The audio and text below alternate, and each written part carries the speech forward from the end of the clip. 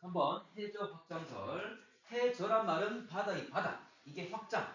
말 그대로 확장된다는 말은 현재 커지는 건데 실제로는 바다의 바닥에서 실제로 해양 지각이 해령에서 만들어지고 이게 양쪽으로 퍼져나가는 것. 이걸 말합니다. 저 헤스와 디츠라는 사람이 공동 연구해서 발표한 내용입니다. 이 내용이야. 자, 여러분들 해령이라고 알고 있습니까? 들어봤나? 해령. 자, 이런 거야. 그 멘틀의 대류가 일어나는데 멘틀 내부에서 올라가고 내려가고 이렇게 돌고 있는 흐름이 생길 거잖아, 맞지?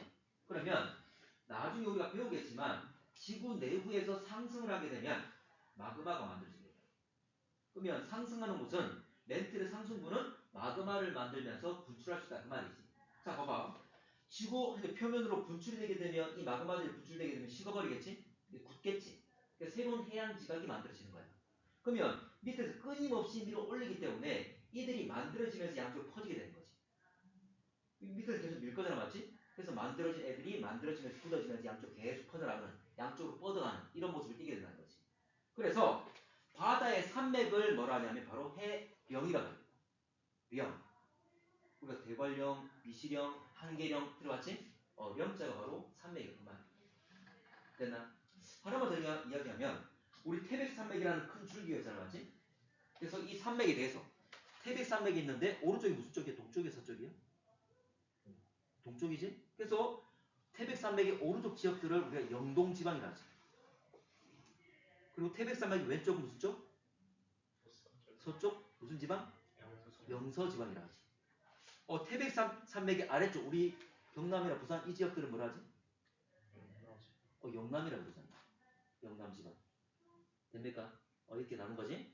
자, 어쨌거나 영자가 해저산맥. 자, 그러면 자, 마그마가 상승해서 자, 올라와서 분출돼가지고 지각을 만들면서 양쪽으로 뻗어가는 이걸 바로 우리가 해저 확장설이라는 말을 쓴 겁니다. 자, 그러면 해령에서 멘틀 물질이 상승한다. 결과적으로 마그마가 분출되게 된다. 그러면서 새로운 해양 지각이 생성이 되고 이렇게 만들어진 애들이 멘틀 하부에서 끊임없이 해령에서 끊임없이 해양 지각들이 만들어지고 밀어낼 거니까 양쪽으로 뻗어간다. 그래서 해양적 확장이라고 합니다. 그래서 해저 확장설 또는 해양적 확장설이라는 말을 쓴 거지. 자, 그러면 해양적 확장설이 나오게 된 그 배경은 바로 해저 지형을 알아냈기 때문입니다. 해저 지형의 모습, 바다 아래의 모습들을 확인해 봤더니 왜 이런 모습을 띠고 있을까? 그게 출발이었어. 자, 그러면 해저 지형을 알아낼 방법, 가장 좋은 건 직접 가서 보는 거겠지? 그렇지만 현재 바다 깊은 곳은 어둡고 아주 광활하고 넓잖아, 맞지? 그걸 다 확인하기 어렵지. 쉽게 파악할 수 있는 게 바로 초음파, 레이더를 이용하는 거지. 초음파를 이용해서 수심을 측정한다. 자, 이런 거야. 자, 봐봐. 해수면에서 배에서 내가 초음파를 쐈어. 그러면 이 초음파가 바닥에 가서 부딪히고 다시 올라오겠지? 그 시간을 재는 거지. 만약 깊은 곳이었다면 자, 초음파가 갔다가 오는 시간이 길어 짧아? 길겠지. 얕은 곳이라면 금방 돌아오겠지. 그러면 배가 쭉 지나가면서 초음파 싹을 지면 이쪽은 지형이 올라와 있다, 내려가 있다, 올라와 있다 다 파악할 수 있겠지. 그렇게 해저 지형들을 확인했던 겁니다. 자, 이게 초음파가 이거 사용했던 게 바로 전쟁 때 이용했던 거지. 독일 분들이 그때 잠수함을 활용 많이 했었거든. 그래서 연합군들이 상당히 많은 피해를 받았어. 그래서 이 잠수함을 잡기 위해서 초음파라는 레이더를 개발했던 거지. 그래서 전쟁 이후에 이것들을 다양하게 활용했던 거야. 오케이. 자, 초음파를 쏘게 되면 자, 초음파를 이용해서 깊이를 재는 거라서 음향이란 말이 소리잖아. 측심 무슨 말이야? 깊이를 잰다 그 말이잖아. 그래서 소리를 이용해서 깊이를 잰다 그 말이야. 자, 그러면 레이더를 쏘게 되면 부딪혀서 다시 돌아올 겁니다. 자, 우리 공기 중에서 음파의 속도 얼마쯤 될까? 소리의 속도가 알고 있을 건데 얼마쯤 되지? 얼마쯤 되지? 모르겠습니까? 1만? 자, 빛의 속도는 얼마야? 30만. 30만. 지난번에 우리 지구가 한 바퀴가 둘레가 4만이라 했잖아. 그래서 1초의 빛이 지구 7바퀴 반 돈다 얘기를 하잖아. 4, 7, 28, 30. 그래서 속도는 느립니다. 속도는 340m/s. 일주에 340m. 근데 이 소리가 음파가 공기에서 빠를까 물에서 빠를까? 어떨까? 물에서 더 빠르다. 그리고 물보다는 딱딱한 고체에서 더 빨리. 저 속도 일단 기본적으로 전달 더 잘 됩니다. 자, 물 속에서는 얼마 준다냐면 1,500m/s. 일주에 1,500m 가는 속도라는 거지. 자, 그러면 오케이. 자, 기본적으로 초음파 이용한 측심, 수심을 측정하는 것을 아까 음향 측심법이라고 했습니다. 그러면 왕복 시간이 많이 걸리면 초음파의 왕복 시간이 많이 걸리면 깊은 거, 짧으면 얕은 거. 이렇게 해저 지형을 파악할 수가 있다는 거지. 쭉 확인했습니다. 자, 일단 이거 한번 볼게. 자, 거리는 뭐 곱하기 뭐? 시간 곱하기 속력. 시간 곱하기 속력 맞습니까? 맞죠? 예를 들어서 100km/h로 내가 3시간 갔다. 얼마큼 간 거야? 300km. 두 개 곱하는 거잖아. 마찬가지야. 거리는 속력 곱하기 시간이 될 건데, 자, 수심 깊이. 자, 수심을 D라고 하겠습니다. 그리고 음파의 속력, 이걸 V라고 하겠습니다. 그리고 음파는 지금 여기서 제시되는 시간들은, 여러분 문제상에서 또는 자료상에서 제시되는 시간들은 모두 다 왕복 시간입니다. 음파 갔다가 돌아오는 시간입니다. 이걸 T라고 할게요. 됐지? 자, 그러면 위에 동일하게, 자, 거리는 수심이 될 거고, 속력은 음파의 속력 될 거고, 시간은 이 시간 쓰면 되겠죠? 그런데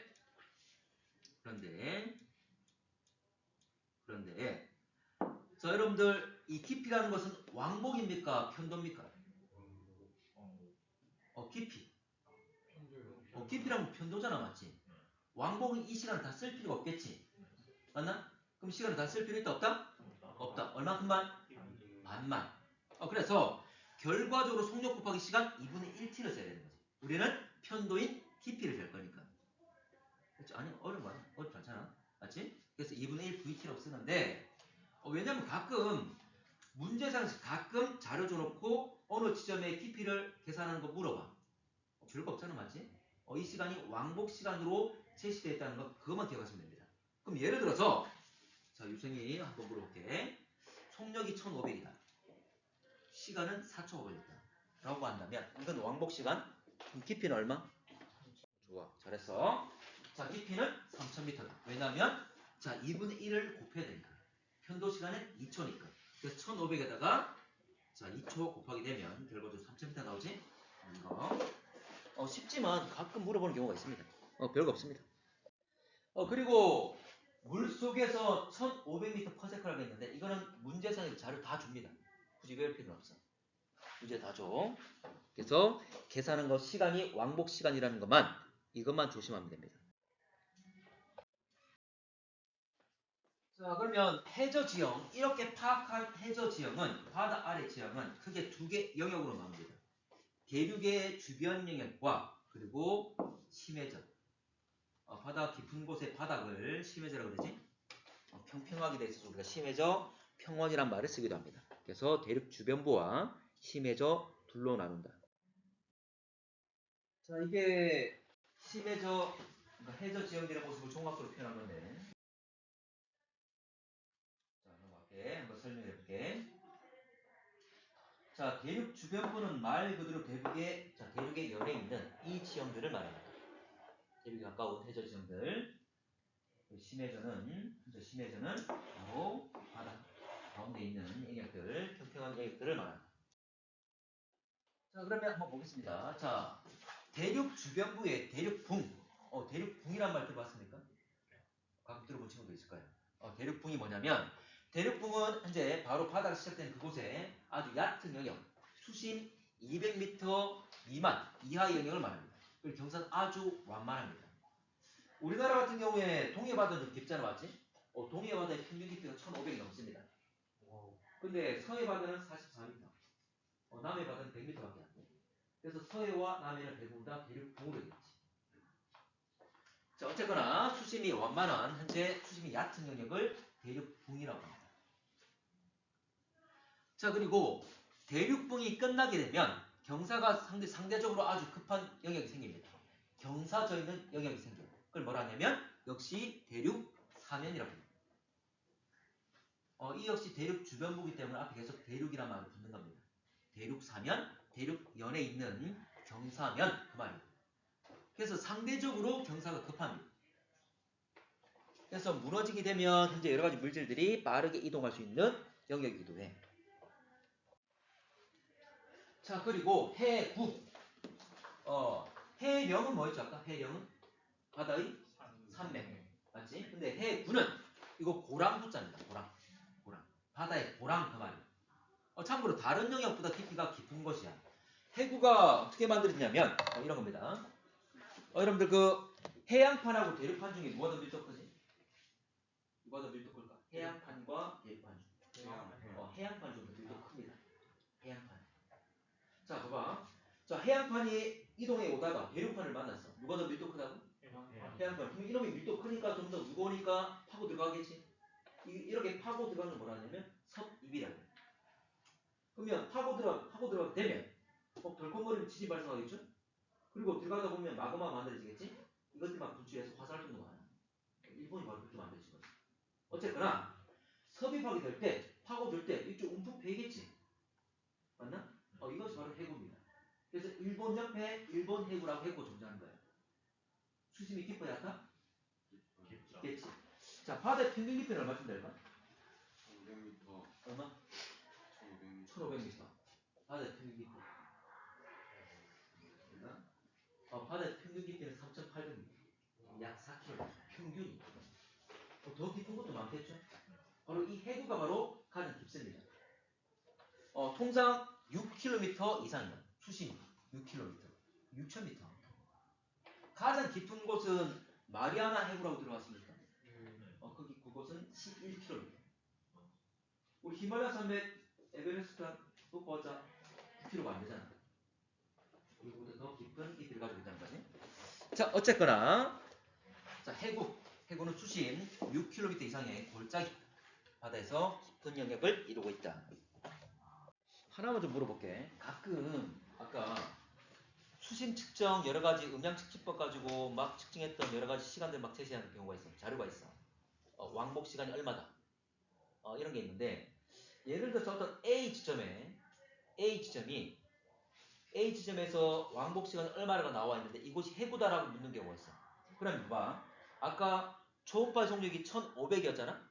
그러면 6km 같은 경우에 몇 초가 걸리죠? 6000m.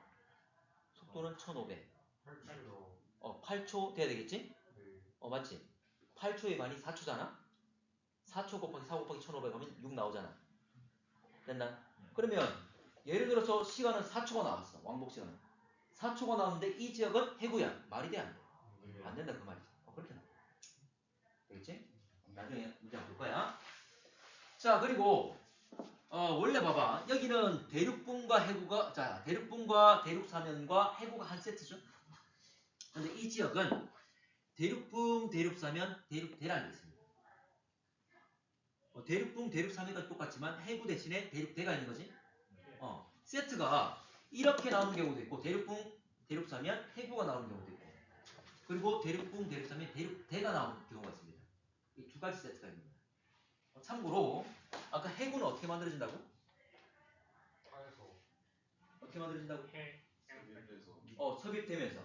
맞지? 그래서 섭입되는 곳은 대륙 주변에 섭입되는 곳은 대륙분, 대륙사면, 해구가 됩니다. 근데 섭입하지 않으면 대륙분, 대륙사면, 대륙대가 됩니다. 참고로 여러분들 태평양 주변과 대서양 주변 중에 어디가 지진이나 화살이 많지? 어디가 많을까? 태평양 주변이 많습니다. 당장에 태평양이라는 게 일본 옆에 바로 그쪽이 태평양이잖아, 맞지? 그래서 일본에도 많고 동남아시아에도 많고 많이 일어나잖아. 그게 뭐라냐? 그걸 불의 꼴이라고. 섭입이 많이 일어지는. 참고로 미국 아래쪽에서 섭입 다 일어납니다.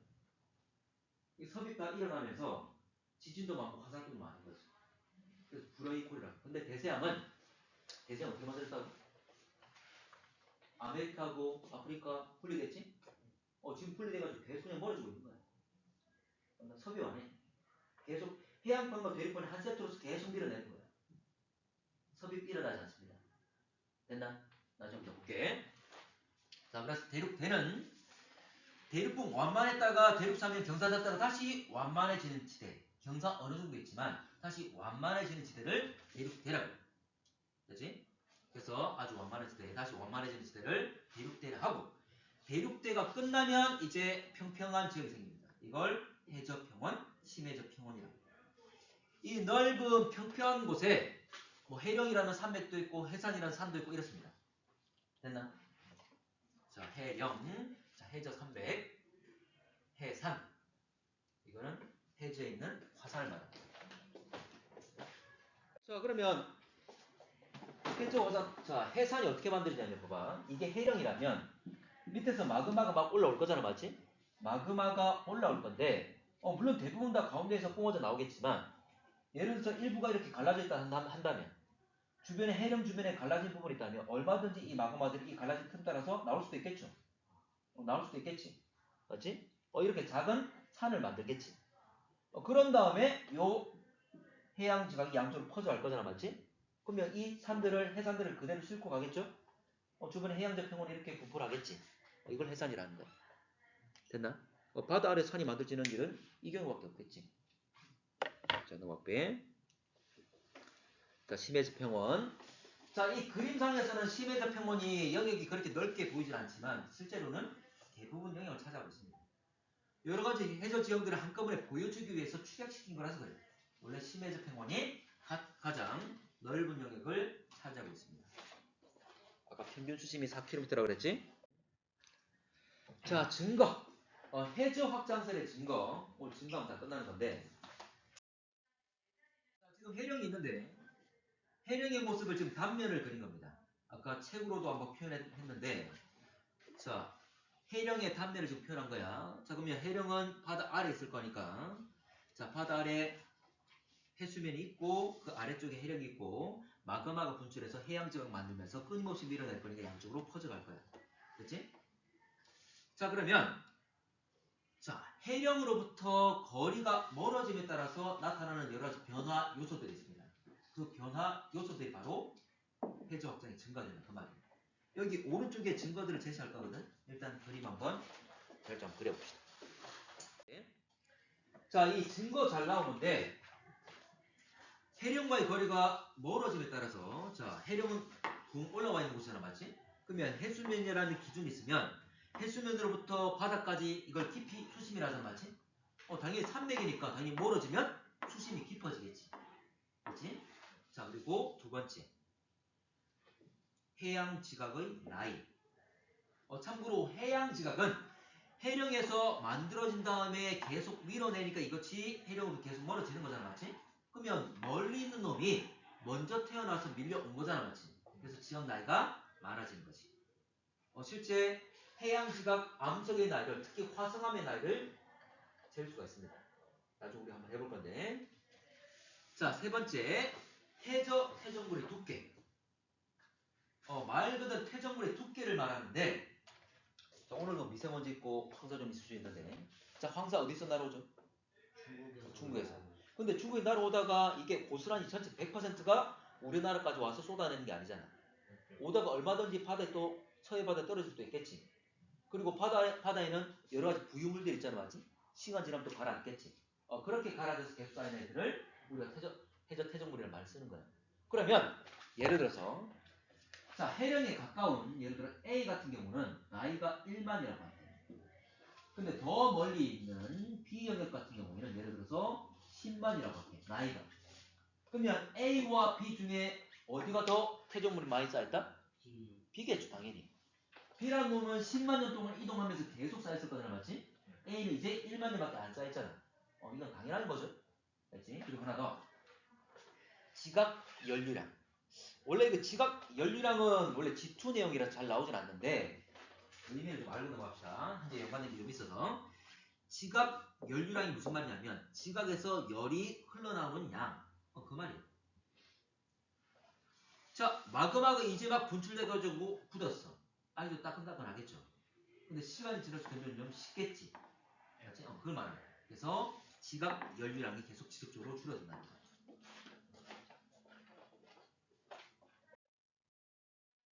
자, 이 자료는 그대로 자 가운데 0이라면서 바로 해령과의 거리니까 해령 세로 지점이 있고 양쪽으로 멀어짐에 따라서 지각의 연령, 나이 증가한다.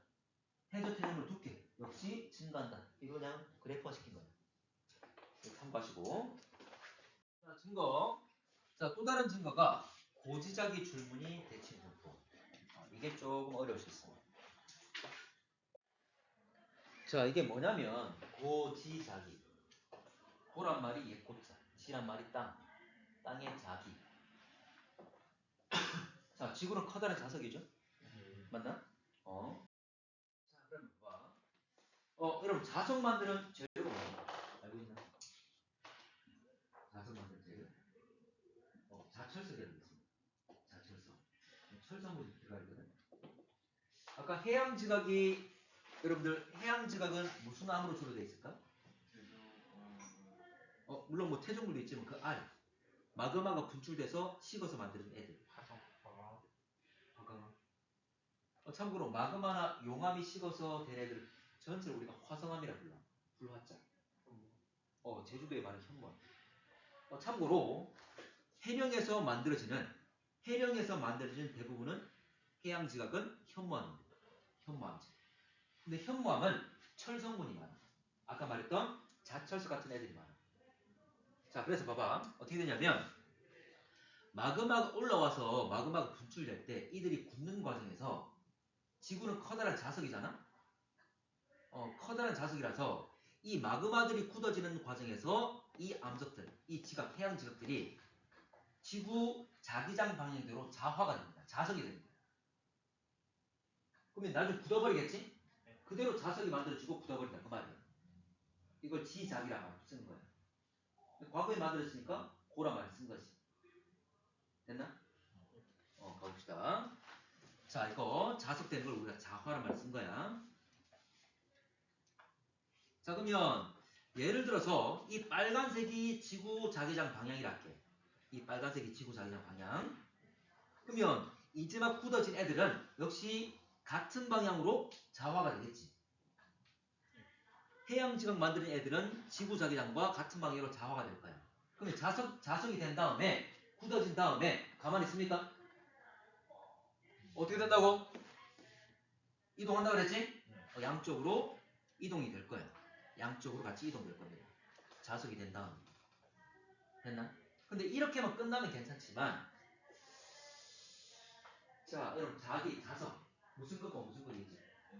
N극과 S극이 있어. 우리 나침반의 N극 얘 북쪽을 가리키잖아.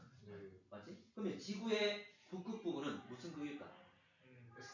S극이지. 나침반도 자석이잖아. 서로 다른 극끼리 끌어당기지.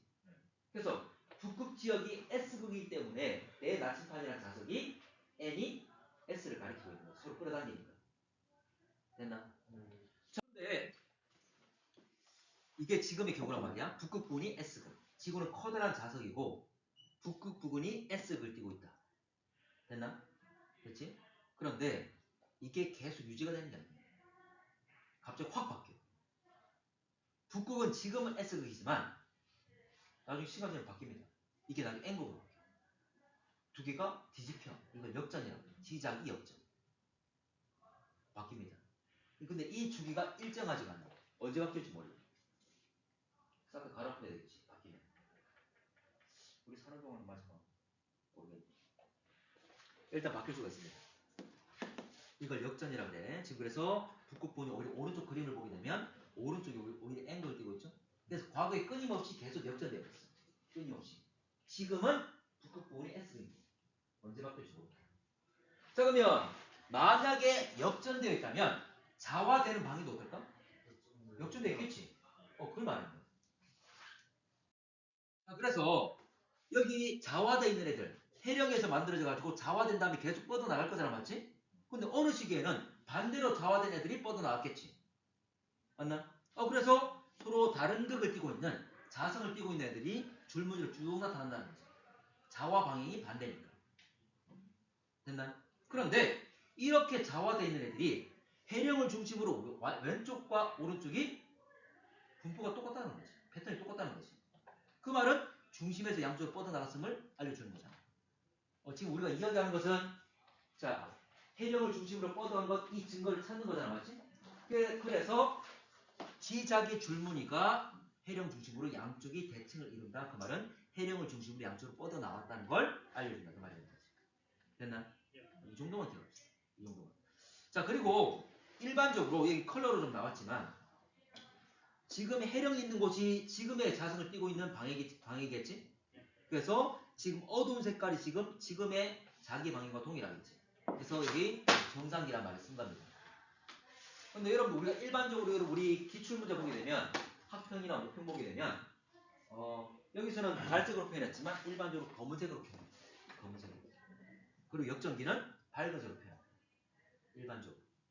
근데 문제에 따라서 반대되는 경우도 있고 문제에서 알려줄 거잖아, 맞지? 그런데 어쨌거나 해령 부분에 있는 이 색깔 자체가 바로 지금의 정상기의 자기 형태라는 걸 알 수가 있지. 자, 갈게. 자, 만약 30만 년 전에 반대로 돼 있었다면 예를 들어 30만 년 전에 그럼 자화가 반대로 됐겠죠? 그래서 30만 년 전에 만들어진 이 지역 양쪽이 밝은 영역은 반대로 자화돼서 굳어 있다 그 말이지. 됐나?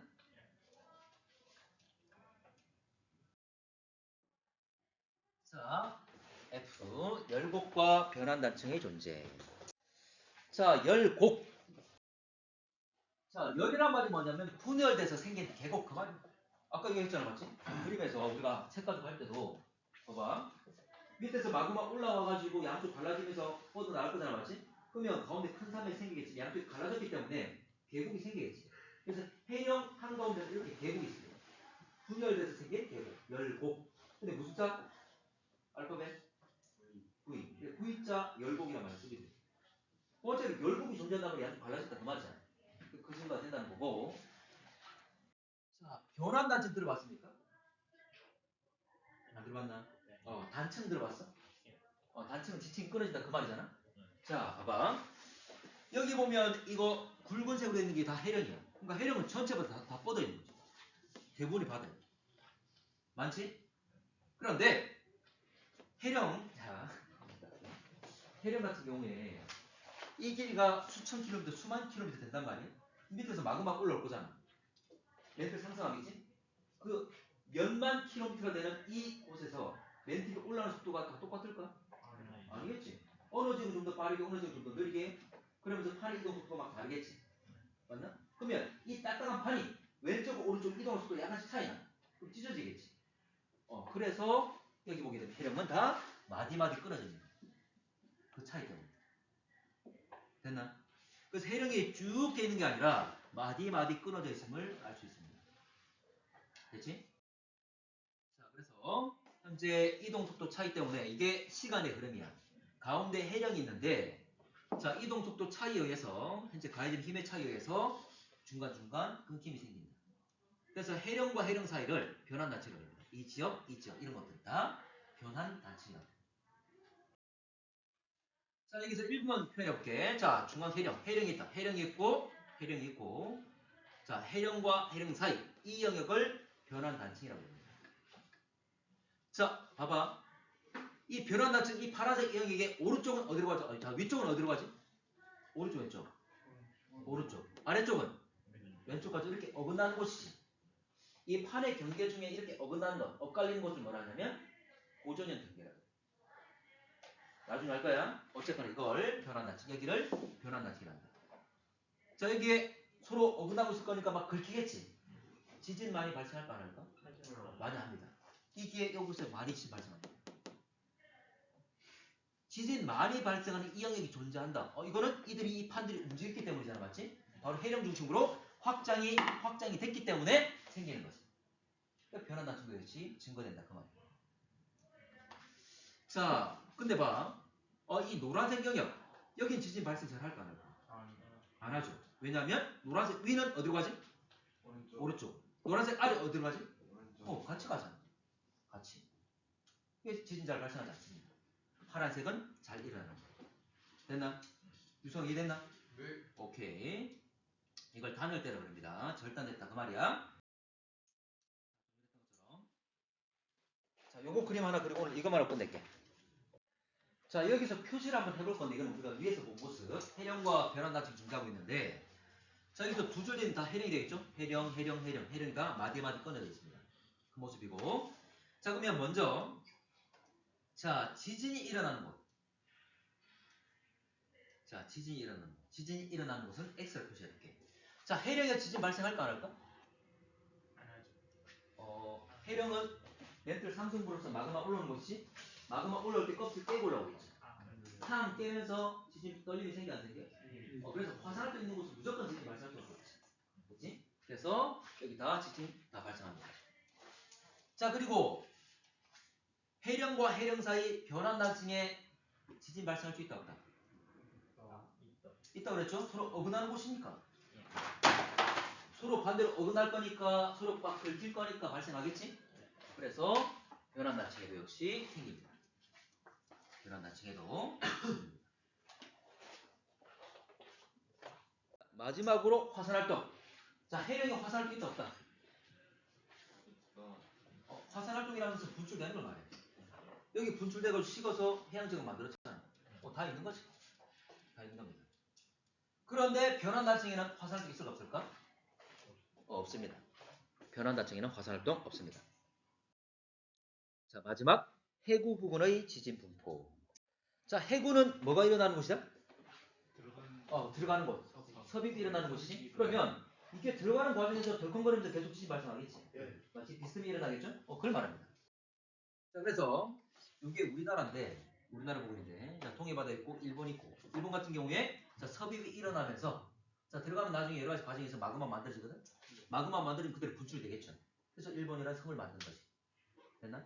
자, 그러면 지진이 일어난 곳을 우리가 진원이라고 하는데 진원을 다 파악할 수가 있어. 그래서 현재 진원을 봤더니 이렇게 비스듬하게 쭉 나열되어 있다는 거죠. 그 말은 이렇게 비스듬하게 들어가고 있구나. 그 말은 이 해양판이 어디서 왔지? 어디서 왔어? 파고 들어간 해양판이? 저 멀리 뭐가 있죠? 해령 있죠. 해령에서 나와서 뻗어나와서 만나가지고 파고 들어갔다 그 말이지. 그래서 진원이 이렇게 분포되어 있단 말은 파고 들어가고 있구나. 비스듬히 들어가고 있구나. 파악했다는 거지. 됐나? 얕은 곳을 뭐라 하냐면 천발지진이라고 해요. 얕은 철자. 그럼 깊은 곳은 뭐라 할까? 신발지진이라고 해요. 깊은 곳에서 발생했다. 됐나요? 이곳을 뭐라 부르냐면 섭입대, 다른 말로 베니오프대라는 말을 씁니다. 그렇지? 섭입대 또는 베니오프대 같은 말이야. 베니오프라는 과학자거든. 따라서 분포한다. 베니오프대 같은 말. 자, 그러면 섭입대를 따라서 진원이 분포한다. 그게 해구에서 대륙 쪽으로 감에 따라서 진원 깊이가 깊어지는 이런 분포를 띈다. 그 말은 파고 들어가고 있구나. 이걸